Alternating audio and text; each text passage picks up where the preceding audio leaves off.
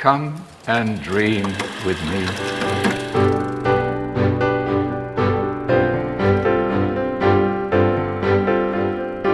Hello and welcome to What Do You Want to Watch, the Explosion Network's premier media podcast. Every week we get together, talk about movies, TV, and online content, help answer the question, are the internet being mean by saying Colin Trevorrow definitely shouldn't be involved in the next Jurassic World film? It wasn't even mentioned. I'm your host, Ash Hobley. Joining me today, Dylan Blight. I feel like that's a scripting problem, story problem, than a director problem. That's true. Obviously, it was announced Gareth Evans is not returning for Gareth Edwards, one of them. Directed the last Jurassic World rebirth is not coming back for the next film. And the internet, unprovoked, just says, do not get Colin Trevorrow back. Rough. Rough. Yeah. Not that he's doing it. Apparently, the last thing he's been rumored to working on is the Jetsons film that it was confirmed that they were going forward with Jim Carrey. So, I don't know if he's still involved, but that's the last thing that his name is tied to. So, crazy world. On this episode of What Do You Want to Watch, we'll be talking about some what's in our watch history, going over some film news, giving thumbs to trailers, and giving this week's top 3. Kicking things off over on our Game of Thrones podcast, South of King's Landing. We've just finished discussing the 3rd season of House of the Dragon. Of course, the tale that pits sibling against sibling, where Rhaenyra, the firstborn child, eldest born, has had her rightful position as the next ruler usurped by her younger brother. Season 3 kind of sees her take the throne, but it's not as comfortable as she would like it to be. And another of her brothers has decided, I'm going to be king too.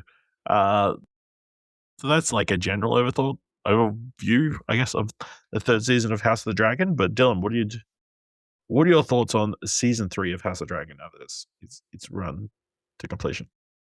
Yeah, it's definitely the best, I think, of the 3 seasons. I think that it's overall been good, but the second season, for multiple factors, sort of hit a little bit of a pacing issue and left. There's a lot of like, when's something going to happen? And when something is season 3, it got a lot of payoff for a lot of things. And even the setup main villain that we get for this season, we get a payoff. We're not really set off to see them follow through to the 4th and final season as the main antagonist anyway. So that's good. Performances, everyone all around very good. Character wise, it's a very interesting season with bad guys being given redeeming factors and good guys being given bad factors, non-redeeming factors. Lots of dragons this season. Several really big fights moments from the get-go. I mean, those first few episodes were obviously like, had everyone going, man, that felt like a season finale episode out of the gate, So, good stuff.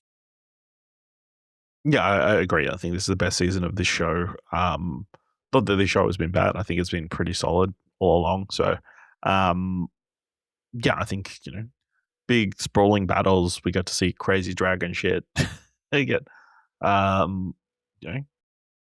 crazy moments of relationships that you didn't, or pairings that you weren't expecting and that kind of thing. So, and then this final episode kind of leaves it at a very interesting point where, at the start of the season, it was very black and white, and we're very much heavily in the gray now of who was right and who was wrong and that kind of thing. So, who is doing the right thing, or are they doing it for the right reasons? And it's definitely a show about power corrupting and that kind of stuff. So, who wins in war? No, nobody. So that's definitely the sentiment after this final episode.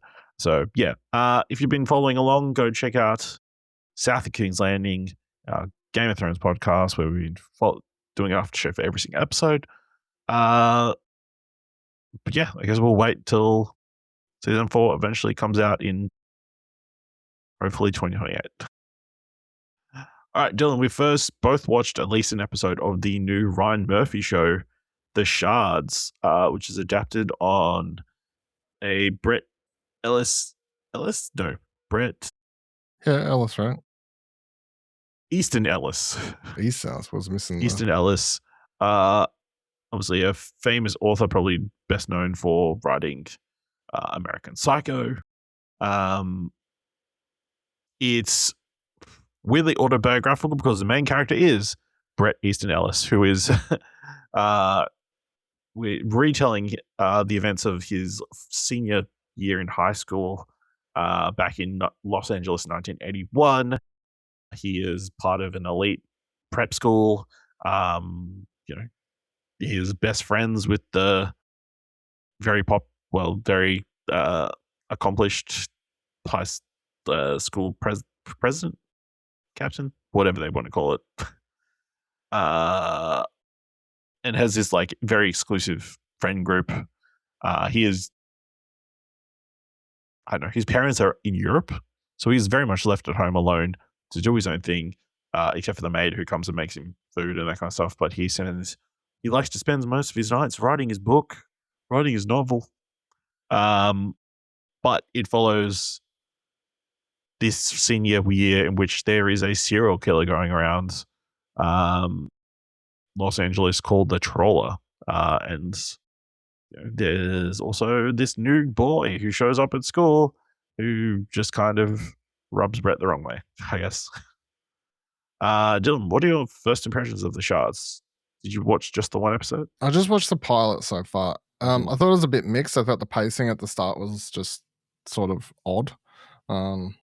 The show's going for this self-narrated style, I guess, as if, like, I assume that's the way the book's told as well, POV.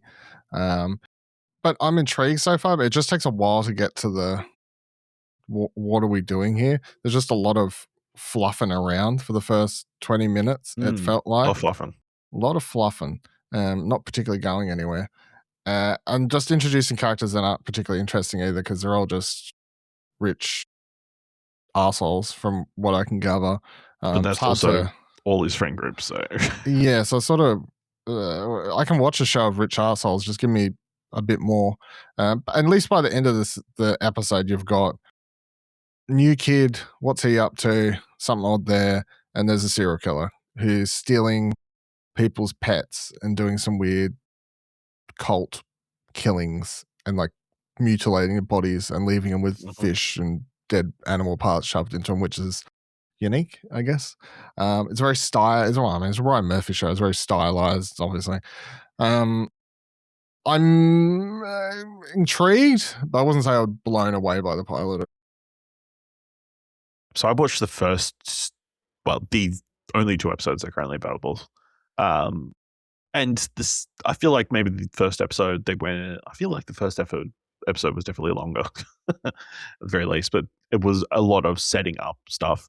I feel like the show also falls into the trap of just telling you stuff rather than showing you stuff. Just so happens that the Kai Gerber character Susan is told by the principal all this stuff about the new kid that she reveals to everybody else. It's like, oh, he was seeing him, suffering from depression, and we're gonna throw a party to make him feel better, and kind of doing all this info dump kind of stuff. I mean, all the high school drama, that kind of stuff, and Brett seems to want to fuck everybody, so I think that's a issue. Unless, well, not an issue. It could be a feature if you. I mean, everybody is very good looking in the show, so there's that going for it. It's just, interesting. I feel like, it doesn't know what it wants to be because there's all these diverse plot lines kind of playing at the same time. There's this jealousy element between Brett and Robert, and then there's the trawler story, which definitely gets a little bit more interesting this next episode. Like, has maybe a little bit closer ties to Brett and that kind of stuff rather than this random girl that we see. This random girl that gets killed. It's like actually someone closer to Brett. Okay. So, and just from the sound of it, they're making him do weird shit. It's like pretty creepy. The tape that he listens to at the end of the second episode. But yeah, I think it's intriguing. But do I want to sit down and watch? I think if it was a binge, it'd be great. But I don't know if I really want to stick around week to week. Interesting. They're dropping the next 2 episodes next week, and then they're going weekly after that. So, Odd. No, wait. So 3 and 4 are coming out next week. 5 comes the week after that. 6 and 7 come out the following week, and then 8 and 9 are in following weeks. Very odd. All right. Okay. Odds drop. I will say I do like the lead actor Igby Rigney. I think that's how you say his name. I find him quite interesting character, and even Rachel Wood, she's really good. You don't see much. I've only seen her that you one only saw scene a in the tiny first bit. episode. It's like a little bit over the top, but she's Yeah. definitely playing like the. She plays Brett's girlfriend's mother, who is, I don't know, still dating his father, who is clearly having relationships with the men as well. So, yeah, it's a very intriguing world.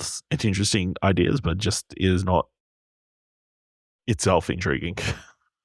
I will say I agree that the aptly named Igby Rigney, what a name. He's very good. This character he's playing is very different to everything else I've seen him in, because he's in a lot of Mike Flanagan stuff. Yeah. Also, dude, you definitely get like American Psycho vibes just from the delivery of the. Yeah, very much. Yeah, obviously, American Psycho, you hate Christian Bale's narrating that the entire time. This one, very similar. So it's giving those vibes with like, we're hoping it's not a psychopath. So yeah, that's interesting. Dylan, talk to me about this new Stan documentary that you've checked out. Poster Boy, becoming Zyzz. Yeah, I didn't know anything about this person. I watched the documentary. I was very intrigued. Just as, I guess, a story and a warning of multiple dudes a factor. But basically, what's his name? Full name? Zyzz Jaffershian. Anyway, his online handle being Zyzz. That's why it was done. So he's a kid. Now, this whole setup for this is he dies at the age of 23, which is obviously very young. And the documentary charts how he was a skinny kid, sort of gets bullied or whatever, then decides, I want to get girls, so I'm going to get buff and hit the gym, which in itself isn't a bad, I don't want to say mentality or whatever. I'm going to, get better looking and, if that's where I'm going to go there. He then goes on this thing where he like starts creating online videos, YouTube, Facebook, and stuff like that. Very, like they show me, it's like obviously very early days of like content creation stuff. Very like amateurish into the level of production and editing that's required by anyone doing anything these days. Just talking to the camera and whatever, talking about his gym routine and whatever. And it escalates into him basically becoming this character of himself, Zyzz, who's like talks up himself, says all these things or whatever. And they interview people in it, friends, family, and all that sort of stuff, and sort of chart and give different sides to him, and very much talk about how the person he was online is this sort of character he created and he got stuck in. But also amongst everything, and as like to the degree like he got, he would take his shirt off and be walking down the street and just get someone to record him so he can get reactions to his body or whatever. That sort of content he's sort of going down. And then, but the documentary also, I think the most interesting thing to me was it shows that, and the spoilers, because it's documentary. Our rules for documentary spoilers are a bit different than other things. But like, so he goes to Thailand. That's where he dies. And in real life, no one had known his. What do you mean real life? Up until the release of this is real life. Up until the release of this documentary, no one had known the real cause of his death. So the filmmakers get a what's the wording again? Like a release of information act Autopsy. or something like whether it's been long enough and you can request it for whatever reasons, and the court grants it or whatever.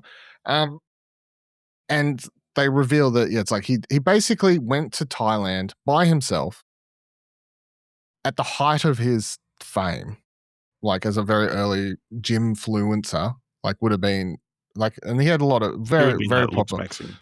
Very much would have fallen into today's looks maxing thing, like the house thing, and to the point that he goes to Thailand by himself, doesn't tell anyone, and he goes there to get surgery on his face and stuff because he's still so insecure about all the minuscule details. And yeah, obviously watching it, you can't help but think about the looks maxing people who are out here hammering their faces every day to achieve apparent what is perfection in your body. Very unhealthy mental state to be in. And every time I see these people talking, whatever their names are, I'm just like, I feel like these are mental health issues that aren't being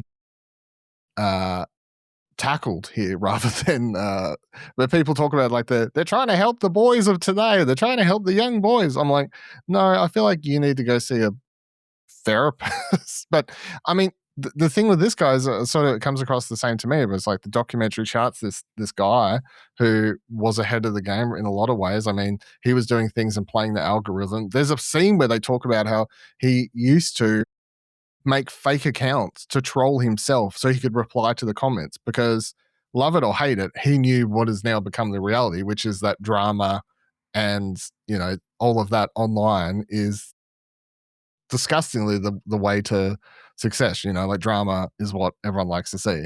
So he was doing a lot of things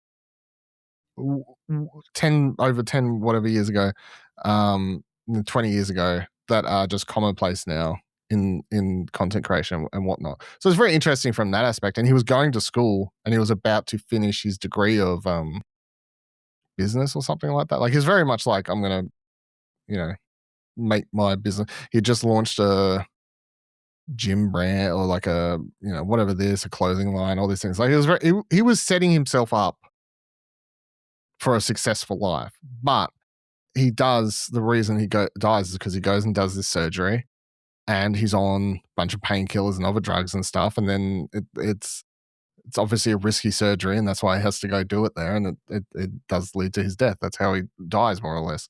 Other factors involved, but that's what does it. And you've got someone who everyone online is saying is this picture perfect, best body, the body of a god sort of thing. And you've still got someone who's willing to go and put themselves through this because they think they need to. Like, to me, it's sort of sad, and it's more prevalent now than it would have been then, or at least in the eyes of what we see in social media. Because the look maxes and those then subsequently circling the manosphere circle, who talk up all this stuff like it's good, and obviously young boys watch it on TikTok, Instagram, YouTube videos, whatever, and that's the people they look up to and they get advice from. It's sort of sad, but his advice, his body advice or whatever, and all the videos, I mean, he says some things that are absolutely stupid watching it, different things, but his advice most of the time was go to the gym, get ripped, look after yourself, which is at least a positive message, I guess. You could, like, that is a positive spin compared to not unhealthy, compared to put a hammer to your face and inject all these weird shit that I see them talking about, or get these illegal horse fucking tranquilizers and whatever else they're doing now. Just odd shit that we're apparently okay with people talking about like it's normal. And then being like, it's the only way a woman will fuck me. You're just an incel, bro. You're just an incel, right? Just an incel. I really enjoyed it. I thought it was a very well-made documentary, very interesting, in a combination of just showing that, the earliest signs of gymfluencer culture stuff was, he was very much aboard it, very early proponent. And you can see a lot of the stuff in the way he talked, and that has pulled through to people who are doing that stuff now, are very much mimicking some of the stuff he was doing. And they would have been watching his content when they were younger. But yeah, it's sad that that's the way someone's life goes because of that. But interesting. Would suggest watching it. Yep. All right. So a show that I've been seeing getting a bunch of buzz is Furious, a Me new show too. on Disney Plus, starring Emmy Rossum. It is from Elizabeth Merriweather, who, despite doing New Girl, is probably the thing she's done most closely to this recently. The Dropout and Dying for Sex, probably a little bit more dramatic stuff rather than a comedy like that. So, but it follows a FBI agent played by Emmy Rossum, who is looking into this case in which a former judge, prolific son of a rich magnate, a wealthy person, Gotcha. is killed in his, or appears to have been killed in his apartment, and he's been staged to look like a fentanyl overdose. But she clues in that it's possible that maybe, the only person who saw him before his death was his girlfriend. So thinking it's her. And then it turns out we switch over to the point of view of the girlfriend, and she is hunting down people because she was sex trafficked as a young girl. And she's hunting down people who are tied to her time in being sex trafficked, and is now, hunting them down and killing them.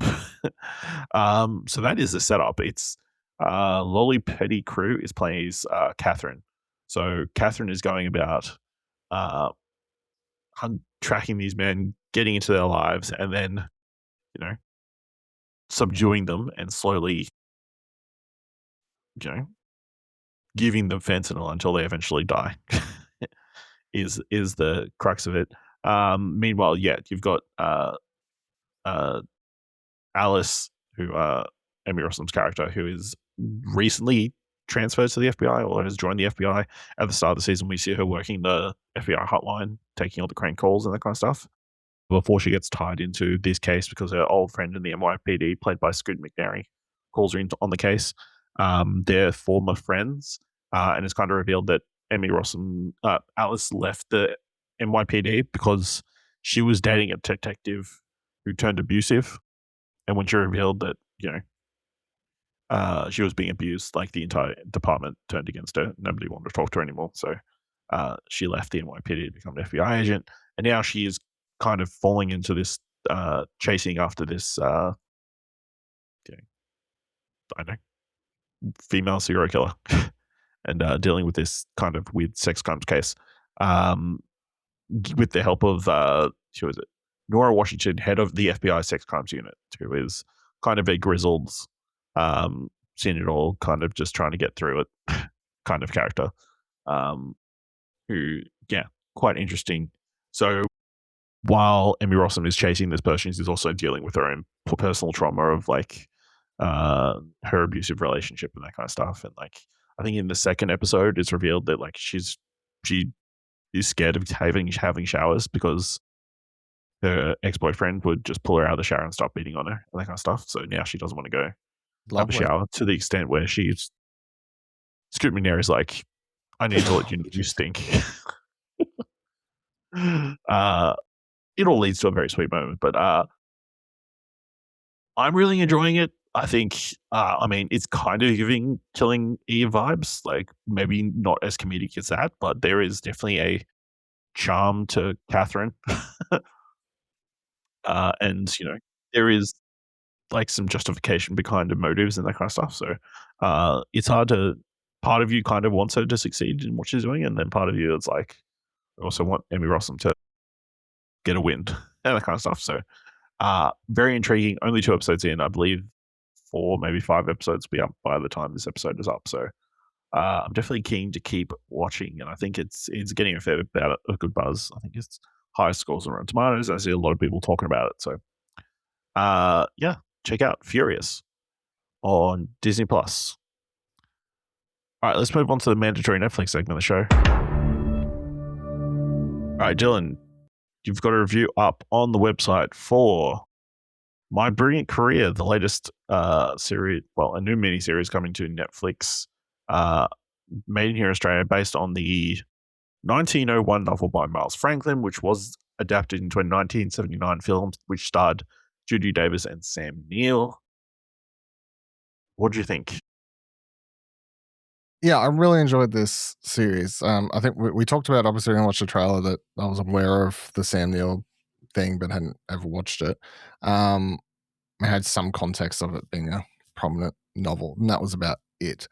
So it sort of went into this. I've no comparison to make other than that sort of stuff, so I got to go in almost fresh.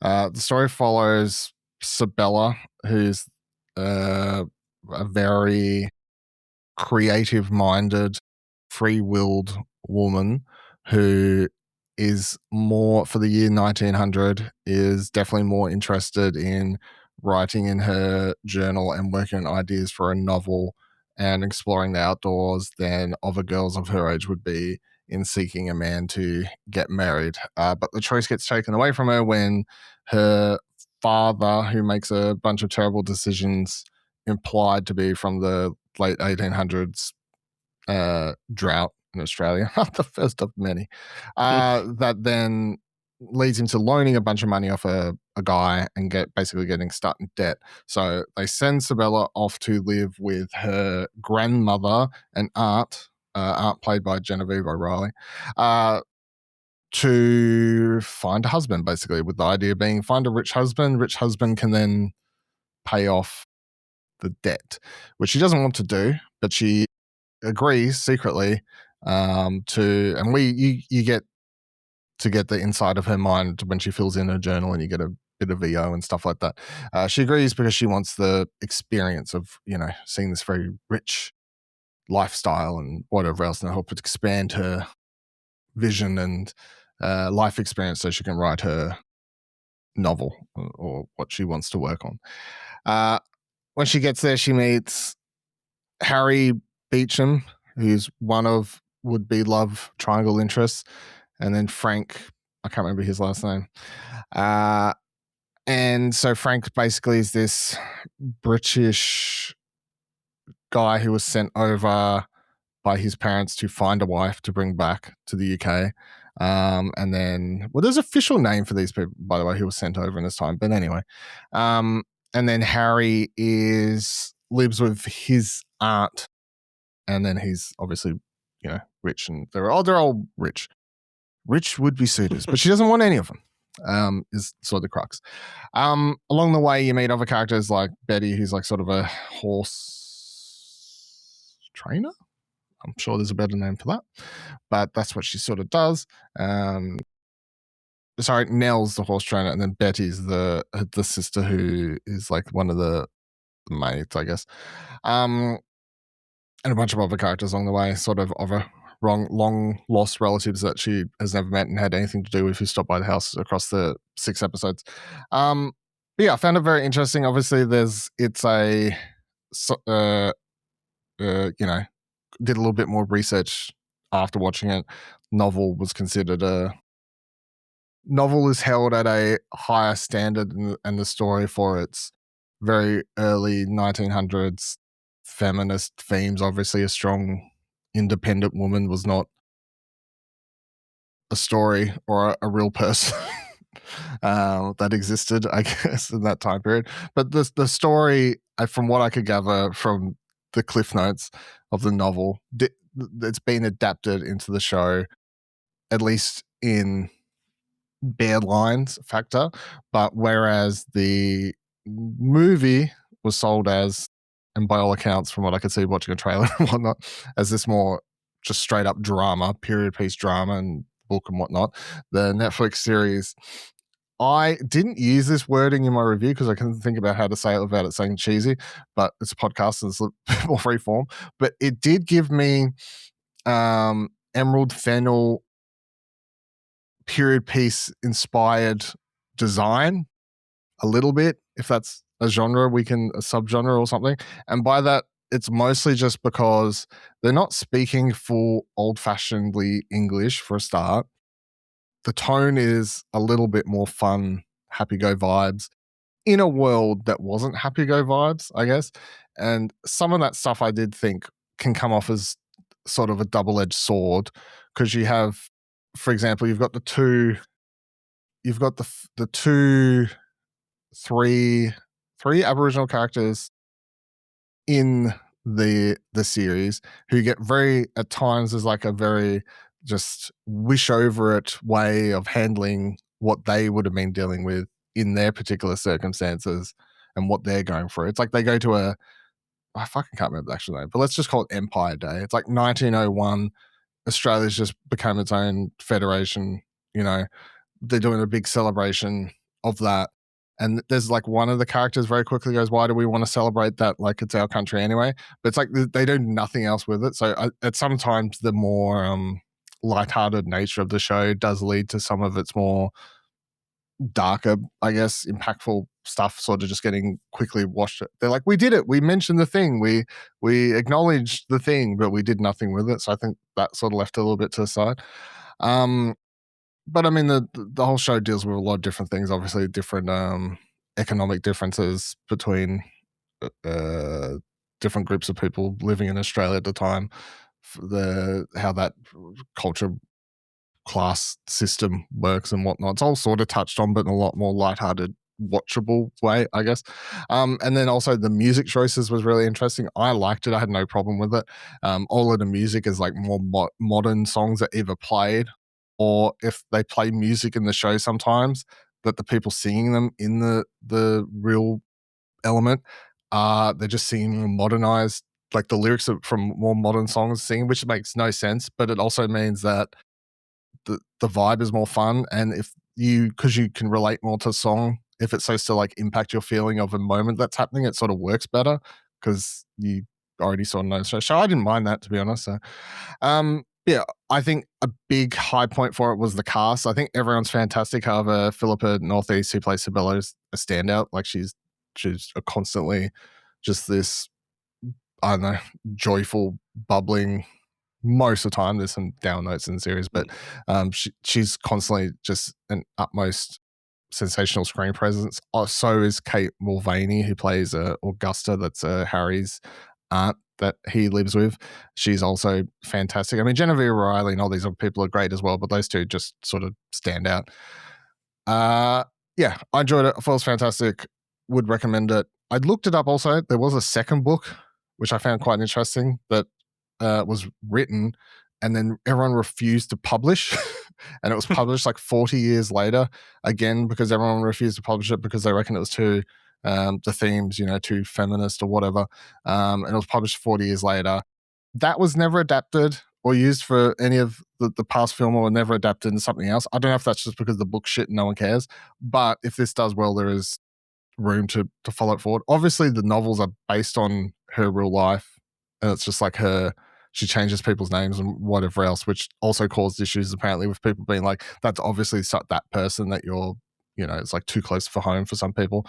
Yeah, would recommend.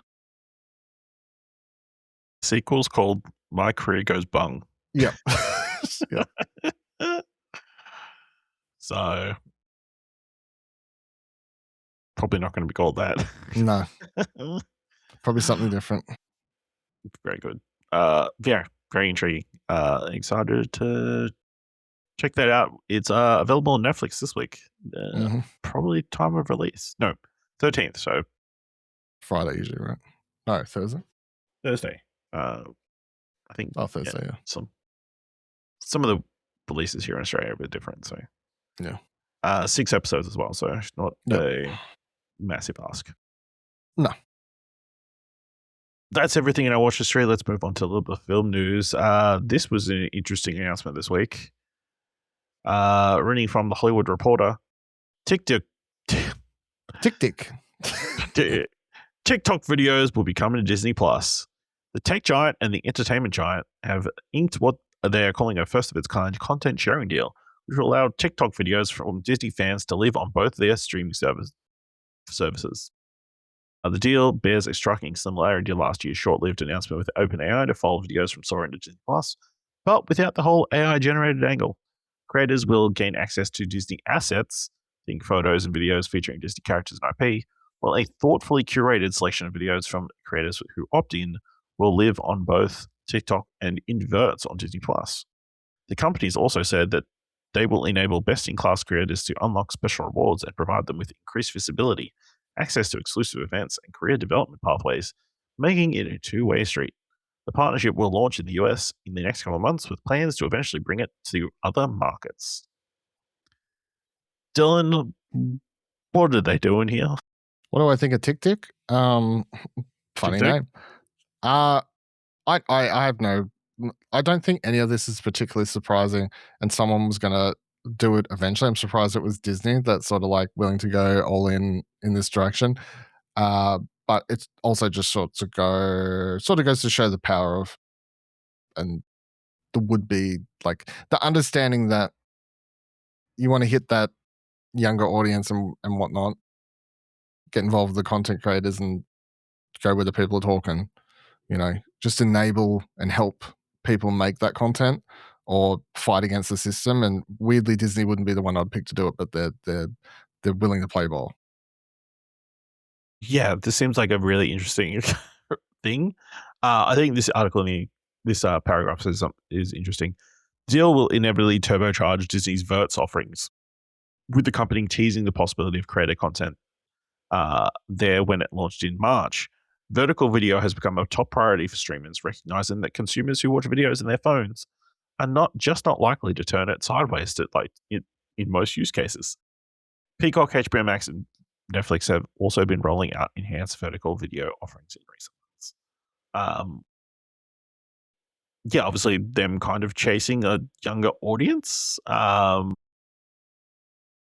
It's just pretty weird. I don't understand the idea, I can't imagine wanting to watch an extensive thing on my phone vertically, Me neither, but or not like anything narrative, I guess. I'm sure there's certain things that would work, like video podcasts would probably be fine on vertical, one person up top, one person on the bottom, or whatever, formatting the talking heads. I'm sure realistically all their talking head shows, they could just you would assume format it for both vertical video and horizontal video. So, but yeah, I mean, hopefully this is a good thing for upcoming TikTok users or creators. Probably not. It will just be massive creators actual celebrities or that kind of stuff who will get the most visibility out of it, because those will be the people that will get the most eyes, and then that'll be who the most people on Disney Plus will watch on TikTok, their content on TikTok, and that kind of stuff. But I don't know how I feel about this vertical video thing going forward. What was the thing that launched during COVID that was all vertical video? I think QB, that was it. Was it? Were they ahead of their time? Quibi, that was it. Quibi. If you want to find some reviews of Quibi stuff, somewhere on Explosion Network. Were they ahead of their time with vertical video content? I actually think they probably were, to be completely honest. Kind of crazy to think. If only they'd launched not during a pandemic. When did it say? So it was founded 20. Fuck, why isn't Wikipedia loading? Founded in 2018, dissolved 2020. Because they launched during COVID.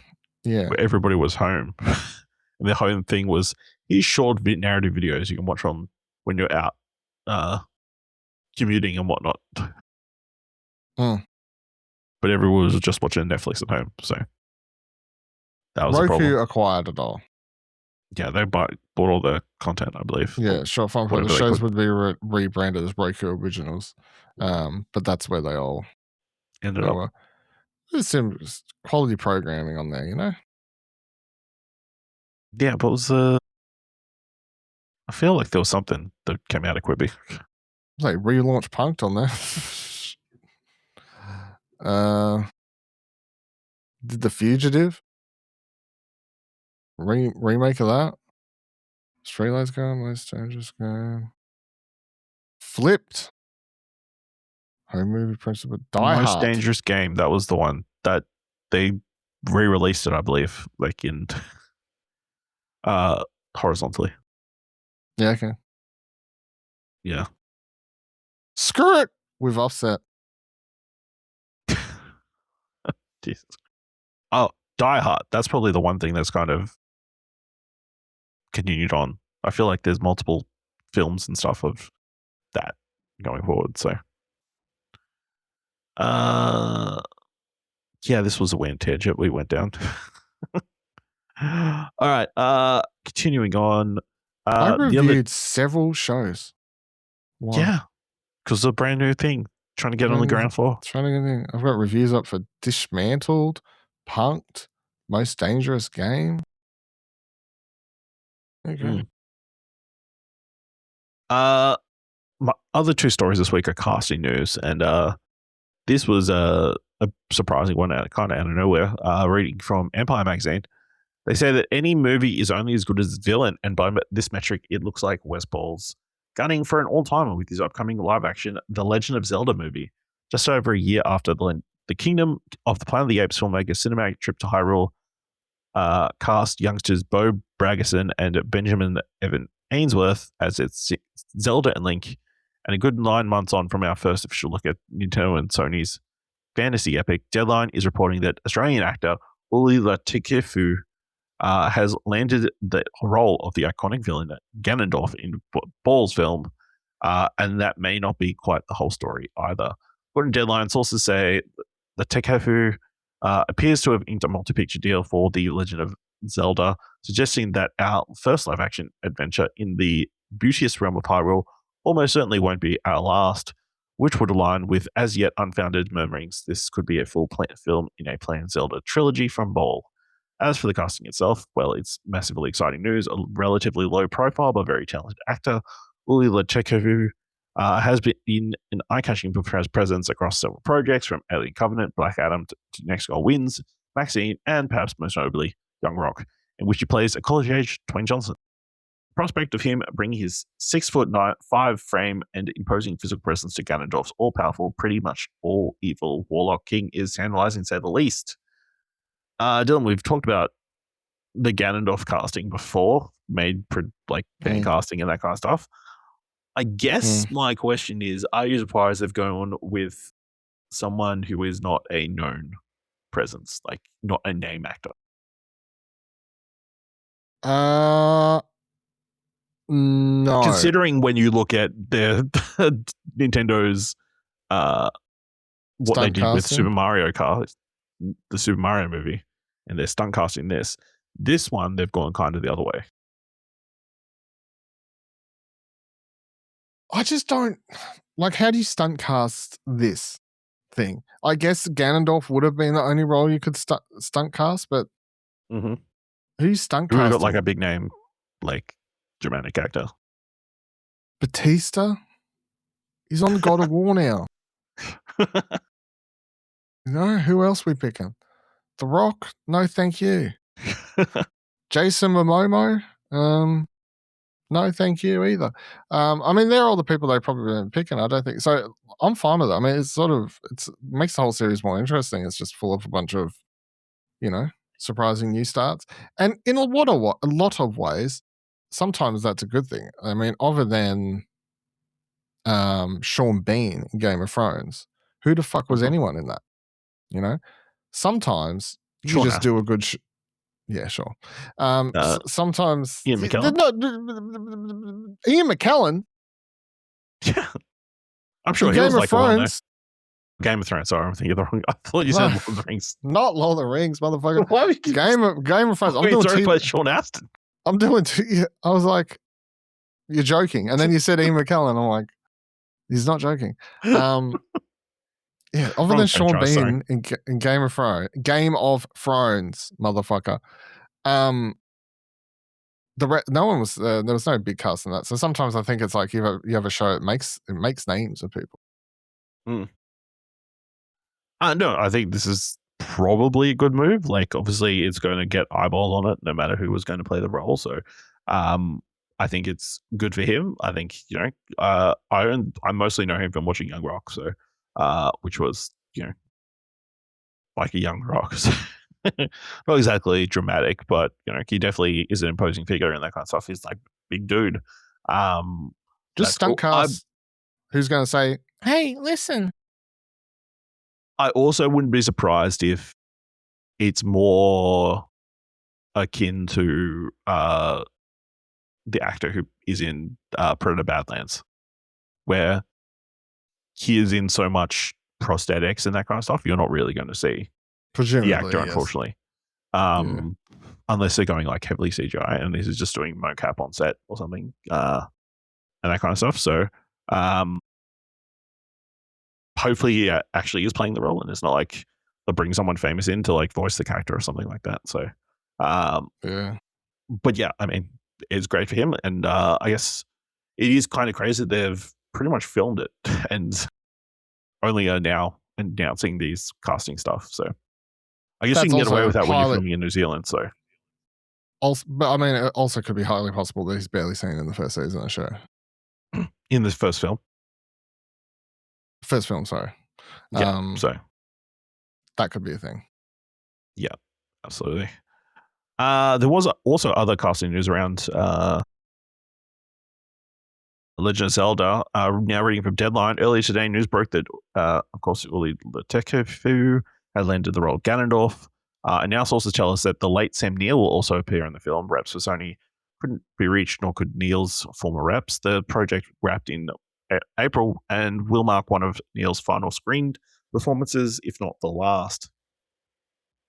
Side note, I think there's speculation that he's potentially playing the King of Hyrule, is what people are speculating.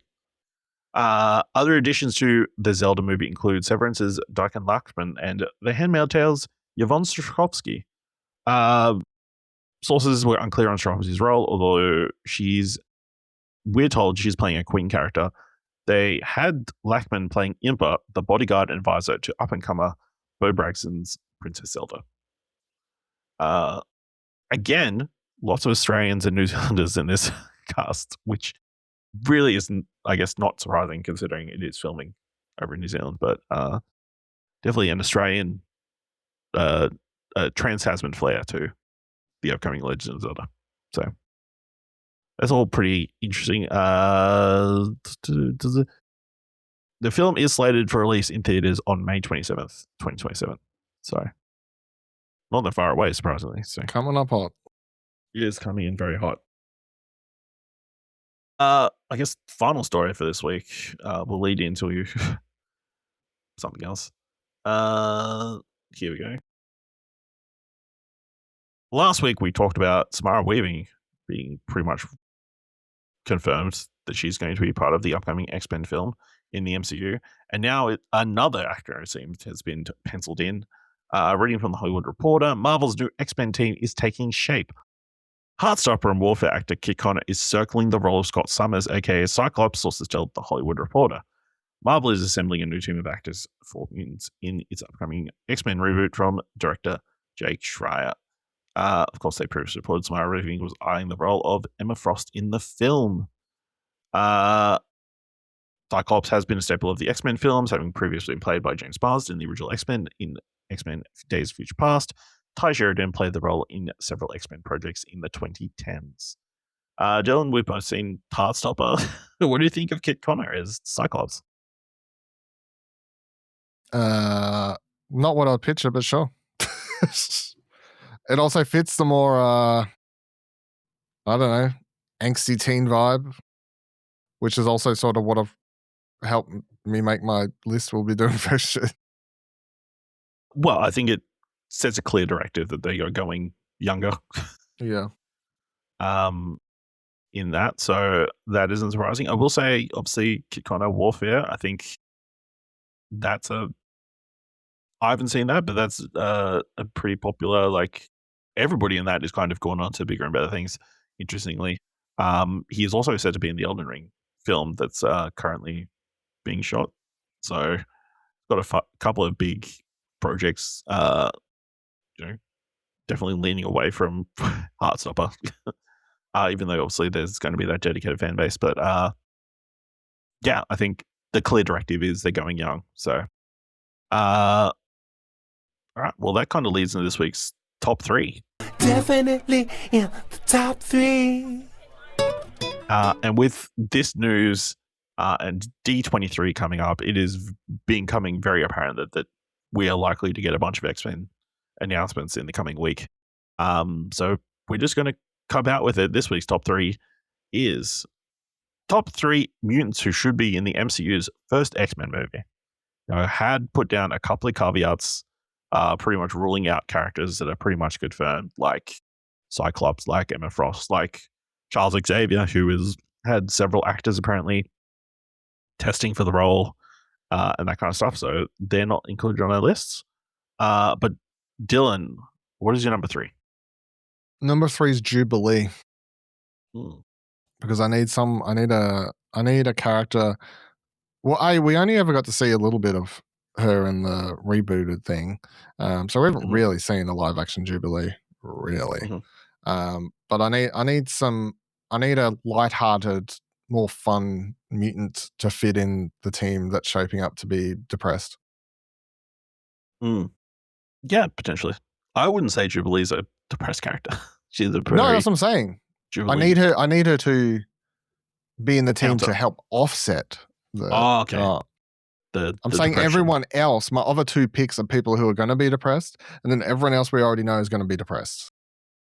Interesting, because I actually have a very similar person I've put in this third place spot who fills a similar role, and that's Iceman, Bobby Drake. Obviously one of the OG X-Men, and maybe that's the direction they're going, like bringing the original team together. I'm not 100% sure, but I don't know, like someone with his power set is not something we've seen in the MCU as of yet, but it's very classic and that kind of stuff. And I would love to see Iceman be done with current day technology and that kind of stuff. Sliding around, turn fully ice and that kind of stuff. I mean, the only thing is like Key and Emma Frost have a similar look when they're both change forms and that kind of stuff. So maybe they wouldn't want to go that direction, but I think also he can be the comedic relief and that kind of stuff in the film and that kind of stuff. So he's my number 3. What's it number 2? My next 2 are basically fit under the going with fits. I wrote down fits the theme of isolated teen characters, going for like the core X-Men vibe a little bit. So that's for my second and first pick. So second, I've gone Nightcrawler. Any more to establish on that other than just Nightcrawler? No. Sad boy. Sad boy. I don't know. I never think of Nightcrawler as sad boy because deep down and religion. Sad boy. All right. My number 2 is Rogue. My number 1's Rogue. Okay. I think it would be interesting to do Rogue is weirdly a flip from the Bryan Singer version where she was the POV character that is our entry point into the world of X-Men. I think my assumption based on the characters they've introduced is someone else will be a POV character coming into the X-Men. So having Rogue established and like having her power set kind of built in and kind of being maybe a mentor figure, I think would be interesting. I think it would be really great to see the one Rogue version we know from the comics with super strength and flying, all that kind of stuff. But obviously she's got a very tragic, like her powers are like, absorbing people's abilities and that kind of stuff. Like that is going to be interesting with more mutants becoming available going forward, but also is very sad, like you kind of addressing. So I think Rogue and her backstory and everything will fit perfectly as someone to mentor another mutant we know that's going to be part of the X-Men. Yeah. It's basically why she ended up number 1 for me. Yeah. Okay. My number 1 is Storm. I feel like, again, like as a potential mentor figure, I think to just kind of round out the group, I think obviously she's incredibly iconic, and people just want to see her done right. Nothing against Halle Berry or Alexandra Shipp, who both did solidly, I guess, as different Storms, but like to have like a authentic down the middle, that's what we want as Storm going in the MCU and that kind of stuff. So and the rumors going around that she's definitely going to be in the next film. So yeah, I guess those are. Is there any? Do you think they announce? I mean, the hairy dude in the corner. Do you think Wolverine's in this film? Beast? Wolverine.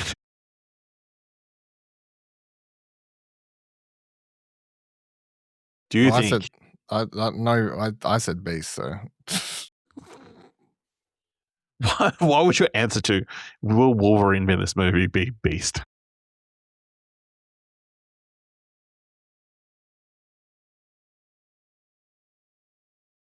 I just want to clarify. My answer is Beast.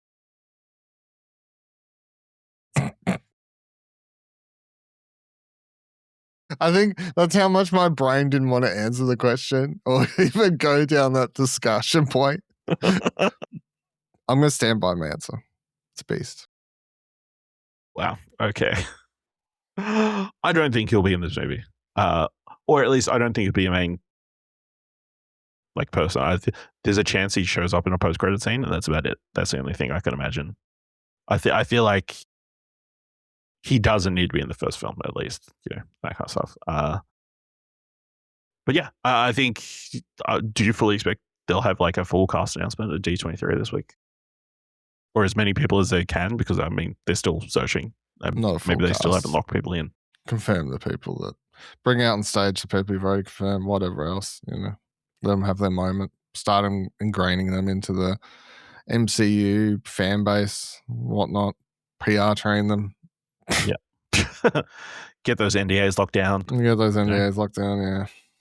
Get Sadie Sink can explain how to tell people not to say anything. She is well trained. I mean, she was prepped from Stranger Things was the thing for her, I guess. Yeah. So, all right. Let's move on to talking about some of this week's trailers in the Thumbs for Trailers. Of course, you can find about all the trailers we're about to talk about in the show notes below. Kicking things off, I'll just say off the bat, a lot of these no confirmed release dates for Australia. So just hell yeah, be prepared for that this week. First one for this week is Primetime, directed by Lance Oppenheim, starring Robert Pattinson, Merritt Weaver, Scarlett Guisardo, and Phoebe Bridgers. In 2006, To Catch a Predator host Chris Hansen sets out to make television history. Dylan, what do you think of the trailer for the latest Robert Pattinson film? Double thumbs up. I'm very keen to watch it. I was just shocked by the vibe in which the trailer is basically making it look like a horror or thriller. I guess that was the most interesting factoid. Mm-hmm. Robert Pattinson is doing very good. Chris Hansen, I think, a little bit. And yeah, I don't know. I'm great. I mean, obviously, I watched that Chris Hansen documentary that came out last year, I think, last year, something like that. And that was very intriguing to watch. Gave a better idea of the person that Hansen is, at least to me, as well. This, I don't know how it got made.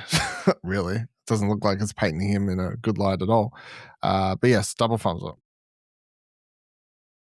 Yeah. Would you recommend watching the documentary before watching this, or?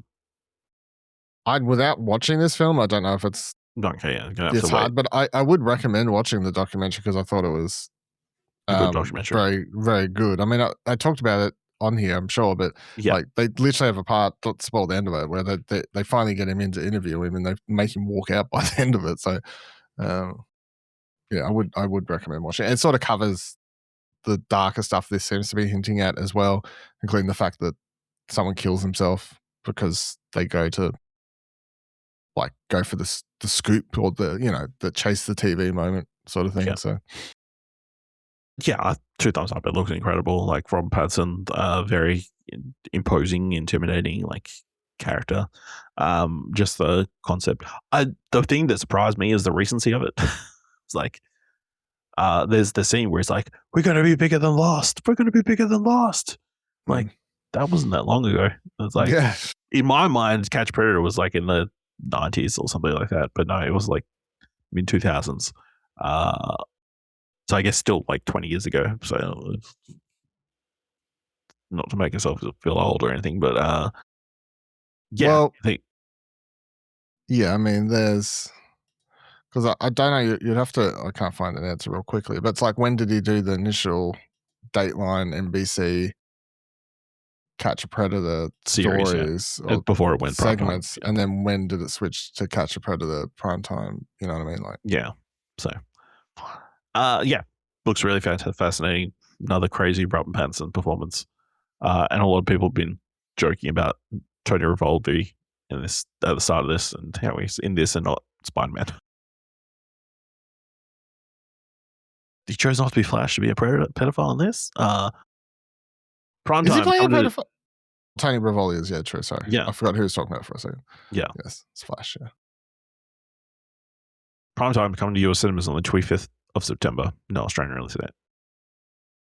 Next trailer is for Your Mother, Your Mother, Your Mother, directed by Pasim Tariq, starring Mahershala Ali, John Cho, Giancarlo Esposito, Abubakar Ali, Tremel Tillman, Tiffany Boone, and Laith Narkly. A devoutly religious hitman struggles to balance work, faith, and fatherhood. When his wife dies, he embarks on a desperate journey across Houston to protect his children as he confronts the forces that are closing in around him. Dylan, what did you think of the trailer for Your Mother, Your Mother, Your Mother? Wild looking, intense, double thumbs up. Weirdly, the person that stood out the most is John Cho. I'm like, Yeah. I've never seen that guy look scary in my life until this. I had to look up because I was like, why the fuck is it called Your Mother, Your Mother, Mother? And it's a Islamic, I don't know, prayer. Yeah. Sort of gone. But then obviously everyone in the comments of the YouTube trailer is just like, he trained for a year to be Blade. They cancelled it. Now he gets to use his sword skills. Like, well, I mean, yes, obviously Mahershala Ali was meant to be Blade. I think he very much burnt that bridge this week. Pretty much saying F you to Marvel. And Bassem Tariq was the initial director for Blade as well. So he's like, I'll do you another movie. It won't be anything like that. It's going to be about, whatever else we're religion. doing. But also, I'll make sure the Religion dude has a fucking kind of like, sword. Yeah, you'll get to. You're going to be a blade. religious hitman. It's going to have a Islamic background and whatever else we're doing, but you'll have a fucking sword. You win. Yeah, I mean, 2 thumbs up. It looks really great. Like clearly just setting it up from a emotional standpoint, like setting up this man whose wife's died and he's just trying to get food for his baby that can't have formula and all this kind of stuff, and the system kind of fucking against them. And yeah, John Cho just looks terrifying, like very uneasy to look at. So very intriguing, this one. Your Mother, Your Mother, Your Mother is coming to United States cinemas also on September 25. No Australian release date. Next trailer is for The Only Living Pickpocket in New York, directed by Noah Segan, starring John Turturro, Giancarlo Esposito, Will Price, Tatiana Maslany, Victoria Morales, Steve Buscemi, and Jamie Lee Curtis. Harry Lehman is an aging pickpocket who plies his trade with ever-diminishing returns in a drastically changed New York. Wallets stuffed with cash have been replaced by easily cancelled credit cards, and Harry struggles to make ends meet as he cares for his disabled wife, Rosie. When he unwittingly purloins and fences a valuable USB stick, Harry finds himself in a race against time to return the loot or face the rage of a vengeful. Still watching the trailer for The Only Living Pickpocket in New York. Double thumbs up. Looks great. Looks like it's potentially, award winner or nominated territory sort of character piece film. Yeah, keen. It obviously looks like it's set very quickly over a short period of time. Uncut Gem vibes, but not as intense, maybe a little bit, sort of thing. But yeah, double thumbs up. Yeah, 2 thumbs up. I think it looks good. I mean, it is definitely a story that we've seen before. Long time in criminal steals from the wrong person and then has to track down the thing they stole and that kind of thing. So, yeah, I mean, it is definitely giving. I mean, having the pawn shops and that kind of stuff that kind of lends itself to the uncut gems kind of feeling and that kind of stuff. So, yeah, I mean, John Turturro looks really good.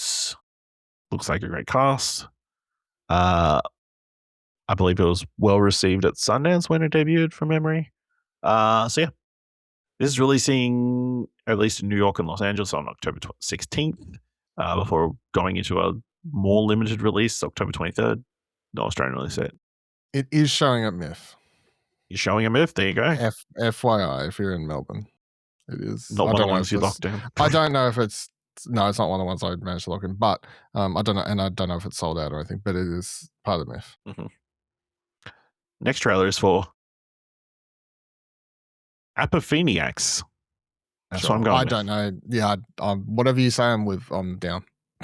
Directed by Chris Mars Polirio, starring Sean Gunn, Jermaine Fowler, Aaron Holiday, Michael Abbott Jr., Will Brandy, and Paige Seacree.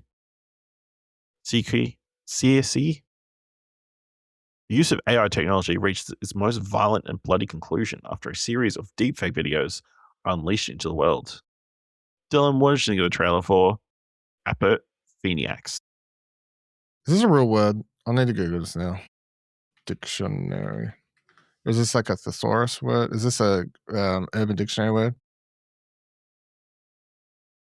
It says the word Google says the word you're most likely looking for is apopheniac, which is a person prone to apophenia, which is the universal human tendency to perceive meaningful patterns or connections between completely unrelated or random things. Right. Okay. I sort of get it, I guess. Here, the movie addresses modern digital paranoia, confirmation bias, and the dangerous speed in which society accepts manufactured online fabrications as absolute truth. So I guess that fits. Yes. I'm going to double thumbs up. I'm really intrigued to watch it. My only problem is my only worry is that it potentially goes for too much and achieves little in doing so. So hopefully that isn't what actually ends up happening. But obviously, I think the subject matter is really interesting and a reality of the truth in which we live in, because it is the reality. People will scroll through TikTok, Instagram, see something and just believe it, even though it could be completely fake. And there's nothing we can do about that. That's just the world we now live in. So yeah, turning it into some weird fucked up anthology horror film, thriller, something.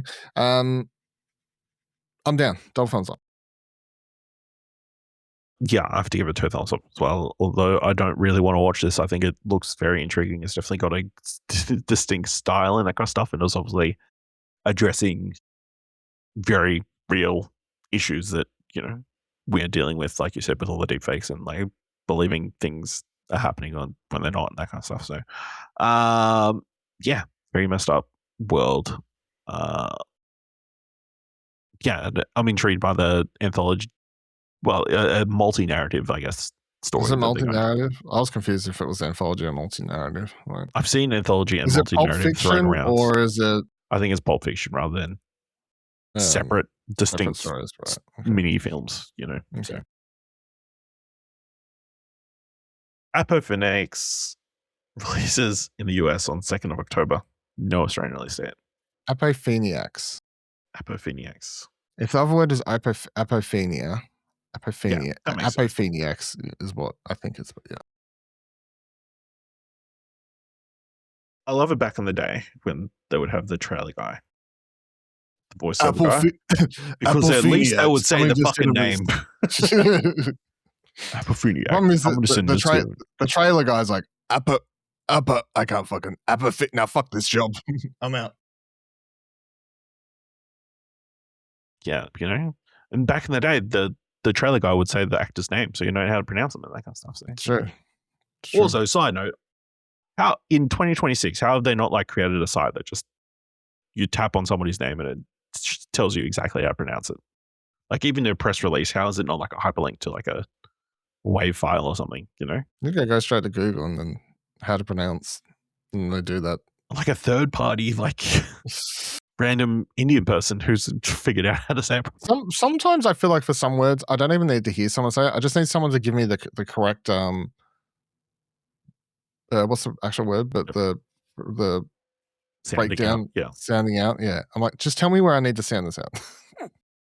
All right. Last show for this week. Violent Night 2, directed by Tommy Wirkola, starring David Harbour, Kristen Bell, Jared Harris, Joe Pantanello, Maxwell Friedman, Daniela Melicor, and Andrew Batchelor. After being put on the naughty list and sapped of his magic, Santa Claus must rediscover the true meaning of Christmas while taking on a ruthless gangster who terrorizes a small community. Dylan, what do you think of the trailer for Violent Night 2? MJF is better than you, and he knows it. I'm gonna give it 1 up, 1 down, because I thought the first film was good. I enjoyed it, had a good time, but I have a straight up problem with this and just doing the straight away Santa Claus sequel thing where we take away his powers.